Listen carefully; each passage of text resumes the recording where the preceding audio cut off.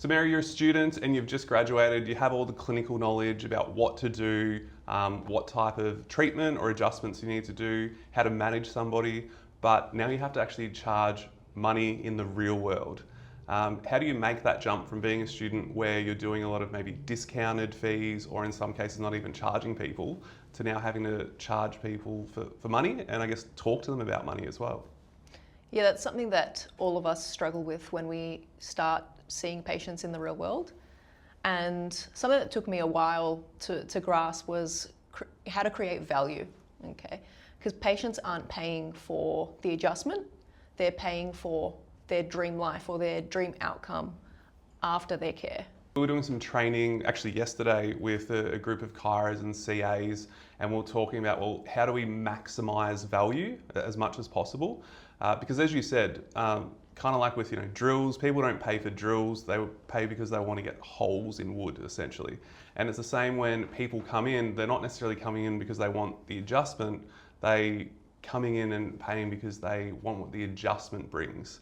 And we talk about, I guess, a little bit of a formula for creating value to make it more comfortable or for you to understand how to charge for our services. Do you want to talk a bit about that and I guess what we kind of look at? So perceived value equals desired outcome times it by the certainty. You divide that by time delay, times it by effort and sacrifice. And for those of you who aren't maths nerds, it's probably a really exciting formula, but why don't we just focus on the top part for today. So when we're talking about the value and creating value, we're really talking about the dream outcome, so what they're after, and then also the certainty which you present that with. So do you want to maybe talk about a couple of examples of a dream outcome and what that might look like compared to, hey, I've got a sore shoulder, I've got a sore back? Most patients who come in do present with some type of symptom or pain, but that's not normally what brings them into the clinic. It's what that pain is stopping them from being able to do or achieve. So for example, it could be a mum who can't sit on the floor and play with her kids for extended periods of time. Yeah. It could be someone who isn't able to get in their garden and clean up the garden. It could be someone who's not able to go to work. And again, the reason why we're talking about this is so as a chiropractor or a young chiropractor, you feel comfortable charging people or talking to them about the money. And when we talk about that dream outcome, the more powerful that dream outcome is, the more value they're going to perceive. And what I mean by that is like, hey, I've got back pain.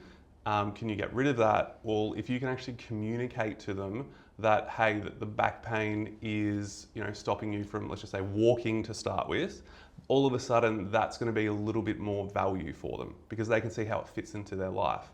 Now, if we then know that it's not really just about the walking, but it's the fact that they actually want to accomplish and finish their first half marathon because they've never done that in their life, and that's been a health goal, all of a sudden the value that you're bringing is then a lot more compared to just, hey, I've got back pain, can you help with that? And we don't get taught this at uni. We're taught to diagnose, assess, and then treat or adjust people. And that's the clinical aspect. But I think that there's a whole lot more that we can really do to help and serve our patients. And communication's a really big part. And I think the next part is really certainty that we talk about. So tell us a bit about that. Well, that's something that is more of a struggle when you come out of uni, that certainty and how to help patients understand that you are certain about what you're doing and certain about what you're recommending and certain about the plan. And I guess that's where the imposter syndrome can come in. Yeah. And simply just not seeing enough patients in your early years to actually see the results and see the benefits. And once you have seen all of that, you have a lot more certainty and you can explain that to patients. Most patients are coming in with very similar musculoskeletal issues, and simply saying to them things like, I see many patients with the same condition as you, and we've been able to see and help patients get the results thereafter, so hopefully we can achieve the same with you. It's all about the patient knowing that they're in the right place or feeling like they're in the right place. Yeah, exactly. And I think calming them down. And something that I was told is like, 99% of the time when somebody comes to you, or pretty much 100% of the time, you're the expert in the room. People might have read something online, they might have been told something from a friend, and they've got their ideas or opinions, and that's great. You can use that information, but also remember that for all of us that as chiropractors, we've done a 5-year university course, which has covered everything from biology in the cell to body systems to anatomy to all these different things. And people can go and read stuff on the internet, and it's useful and helpful to get on the right track. But a lot of the time, or pretty much all of the time, you're going to be the expert in the room. And just like if I had a blood test, I'm going to go see my GP about that. I'm not really going to try and sort it out myself. If I've got a foot issue, I'm not going to see the podiatrist because they've done a lot more study than me. They deal with this day in, day out, and they've been studying for this, I guess, most of their life. And certainty, I think as a chiropractor who's got experience, we can normally say, hey, with a lot of patients or hundreds of patients that I've seen, we've done this, this, and this, or in my experience, etc., etc. So for a new graduate or a chiropractor who's been out for a limited amount of time, I think things that you can also refer back to increase certainty are things like, the research suggests, what we do. And when we say we, yes, you're talking about yourself. You could be talking about the clinic. You could be talking about chiropractic as a whole. Remember, there's a lot of research out there to show that chiropractic can help with a lot of conditions. So one that I always used to use when I first started was, hey, the research suggests, or what we normally do in these cases is this, this, and this. We also spoke about your staff that surround you and how they can increase certainty for your patients. Staff includes everyone in the team, the whole clinic itself, and that can be your CAs, and your CAs can make such a difference. I said this yesterday, they're the heroes of the clinic. And they can increase certainty in a couple of different ways, especially because they're the first person that the patient sees when they walk in, or the first person that the patient speaks to. So if the patient is nervous, normally the chiropractor won't know that until the history taking and things like that. But the CA knows that straight away. Some ways that the CA can help with the certainty is basically just sharing their own story. Every CA has their own story about chiropractic. And for them to just share that is so powerful, and it can help calm the patients down. It could be as simple as, I get adjusted once a week. Dr. Adam is amazing. He looks after my kids, and my husband comes and sees him as well. Just hearing something like that just helps, again, patient understanding that they're in the right place. Yeah, and with all those points you said, we really want them to be authentic and true. So how do we get to that stage? I was just actually thinking about Gina, who was one of my CAs, and I think I'd been in practice for about 2 years, and she'd been a CA for, I don't want to say how long for, but over a couple of decades. And her certainty, like when patients were coming, I've seen people crawl in and walk out because she'd actually worked somewhere else beforehand. And then that actually gave the patients confidence. It actually gave me more confidence. And at the end of the day, we shouldn't really need that, but it really does help from a results point of view to give the patients confidence to continue. Because we know when we're seeing patients, one adjustment isn't going to do a whole heap. It's each adjustment builds on the last one, similar to like training at the gym or eating healthy. Yes, you can make small incremental changes, but it's really the accumulation of work that makes a difference. And that's why explaining things to people in concepts or sharing stories is a really powerful tool. And so if you are starting with a CA or a staff member who maybe hasn't had that experience to date, is there anything that you'd get them to do or start doing to help? I think if you're not getting adjusted, definitely that's your first step. Start getting adjusted. Do get your family and friends in to get adjusted, and then you're able to hear everyone else's experiences as well. But in terms of just sharing your story, if you haven't done that, just get used to explaining it.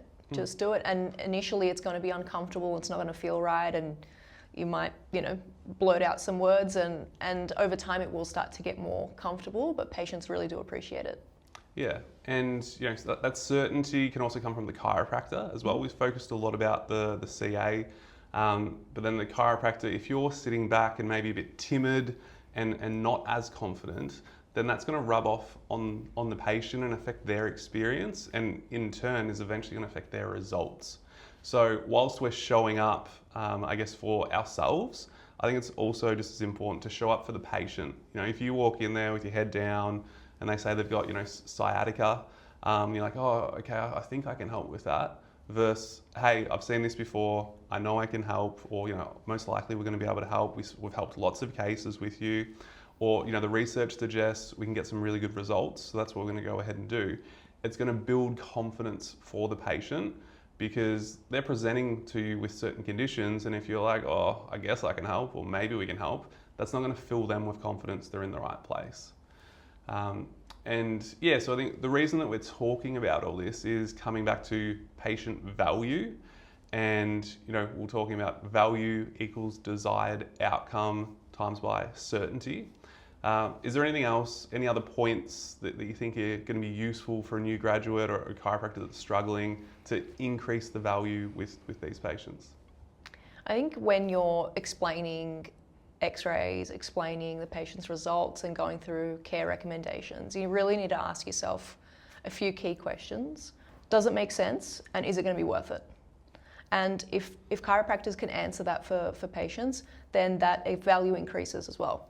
Sometimes when we're talking about dream outcome and those types of things, I think it's really important to have a structure about how you want to ask these questions. I think I say religiously, these 3 questions over and over is number 1, what's it stopping you from doing? Which is normally like the biggest factor, the reason that they've come in. Number 2 is when do you notice it the most? Okay, so if it's not stopping them from going to the gym or running or looking after their kids, but they might notice it when that's happening. And the third one is what would you do more of if you didn't have this issue? And that typically helps to steer the conversation into, hey, what they're really coming in here for. If you get through all of those and it's just not working, or they're like, oh, I don't really know. Another way that you can say it is, hey, let's pretend that I'm a magician. If I were to bop you on the head with a wand and we could fast forward 6 months down the track, what would you be doing differently, or how would your life look differently to what it is right now? And again, what we're trying to do is if we can get that bigger dream outcome and be on the same page as the patient, they're going to see so much more value in what we're doing compared to just us telling them what to do just to get out of back pain.